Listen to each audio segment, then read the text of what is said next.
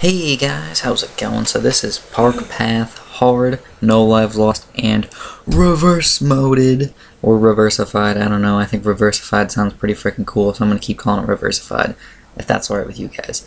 Anyways, let's get started here. I guess I'm going to go over the strategy really fast, then I'm just going to go and talk about a couple of random things about me and myself, and then maybe end up with some sort of little itty-bitty scientific thing that you guys might find interesting. So that's basically what we got planned for today. Let's get started here.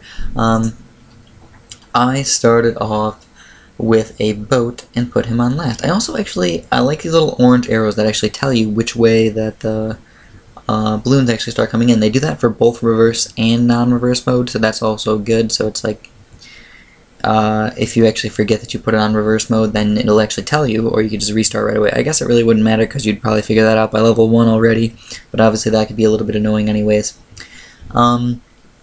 And I started off with a boat here, and I just put him on last, and I got a farm pretty much as fast as possible. The boat was actually surprisingly good. He's actually better this way than the other way, because he can shoot straight down that path, which is pretty freaking sweet. But on the other hand, he's a little bit worse off when the balloons escape. If the balloons escape, you're pretty much going to say, oh, well, screw it, he's not going to hit those guys. So, that's why I got a dart monkey here, and the dart monkey just helped out with a couple straggling random balloons that got by. And then, I ended up going with another boat after that, actually, and 2 boats is surprisingly good. I don't know, I've never really gone 2 boats really early like this. I don't know why I did it, but it actually worked out pretty well.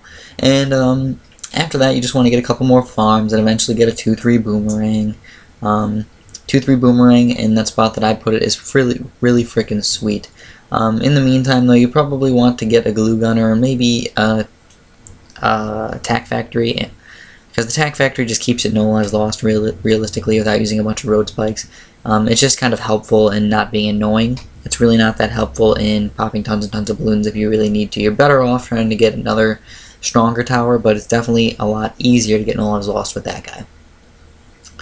And yeah, once you get your 2-3 boomerang, you're gonna be set for a while. I think the only real hard level next is probably 40 or maybe 42. Make sure you get your Monkey Village up to 0-2 for level 42 and 0-1 pretty soon. The sooner the better, actually. And that'll help out a lot for your super monkeys and stuff like that. And I got a Roboplasma. As soon as I got a Roboplasma, it was basically game freaking over. You can just save up for a long time, get a monkey temple, super awesome, super temple monkey of blah blah blah. I don't even know, I'm getting mixed up in my words. But yeah, get a temple and you'll be set, obviously, for a really long time. You can go into free play rounds and stuff, and you'll be totally fine. I did have a farm. I have been having farming, I realize that. So this is obviously not a fool's guide or anything like that. I will probably go back and make some fool's guides for these maps on reverse modes eventually. But right now I am not going to do the fool's guide ones, just because they are a little bit tougher to do, and I don't really like slowing them down and showing you guys exactly what's going on. I'm only going to make those guides if I think you guys are having a really hard time with a level. So I don't think I'm going to actually Fool's Guide all of them. If you guys don't know what a Fool's Guide is, it's naps, no lives lost, no road spikes, and no farms. And I made a couple of my other videos as Fool's Guides, and people seem to like them quite a bit, but the problem was that they didn't get very many views. So I don't feel like doing tons and tons of work if I'm not going to get tons and tons of views. You know, I know some of you guys do like it, but sometimes it's just not worth it. And you guys have to understand that. Sometimes it's just not worth it if I only get 100 views, compared to if I just make a new video every day and I get 500. You know, it's just not worth it. So that's realistically the plan for today.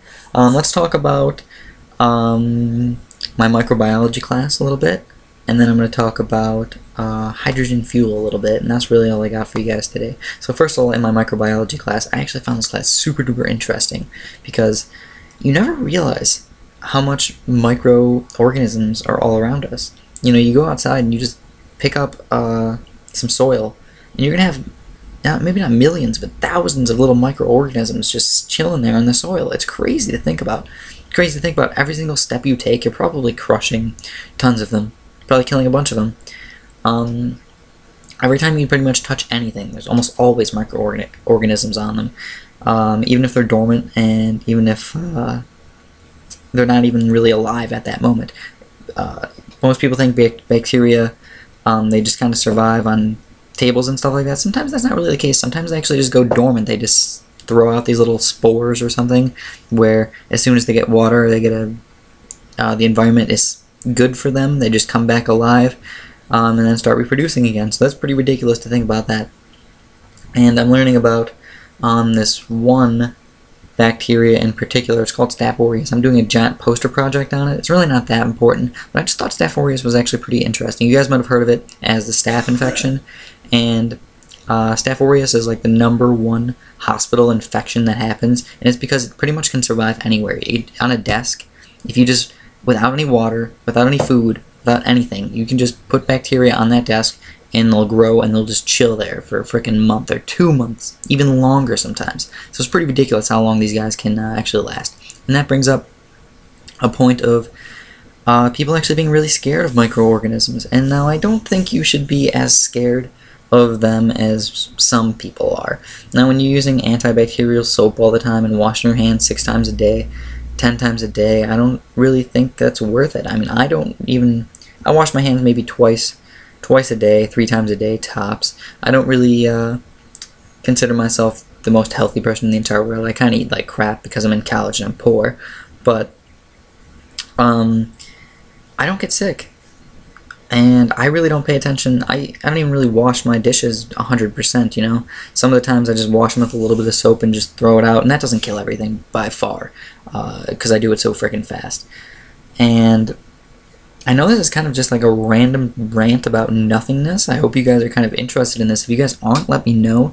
But I just wanted to tell you a little bit about microorganisms. They're really, really, really, really small. They're a lot smaller than you think, probably. For example, we had this little test tube filled with about an ounce of water, or an ounce of fluid for that matter.